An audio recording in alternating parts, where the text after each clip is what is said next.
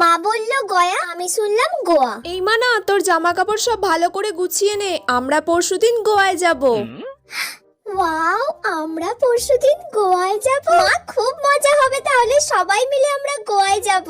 আসলে ওখানে গিয়ে তোর ঠাকমা তো মানত করেছে তোর দাদুর জন্য তপস্যা করবে। ঠাকমা দাদুর জন্য তপস্যা করতে গোয়া যাবে?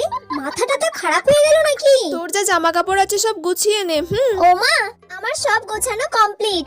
বাবা, গোছানো হয়ে গেল এক্ষুনি? কি কি জামা কাপড় নিলি? 3টে ওয়ান পিস নিয়েছি, 2টো শর্টস নিয়েছি, ব্যাস এইগুলোই নিয়েছি।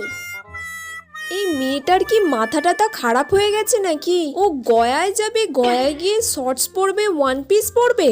এই সব জামা কাপড় তুই কেন নিয়েছিস? গয়াতে গিয়ে তুই শর্টস পরবি, ওয়ান পিস পরবি? তোর মাথাটা তা খারাপ হয়ে গেছে নাকি? গয়া? আমি তো ভাবলাম গোয়া।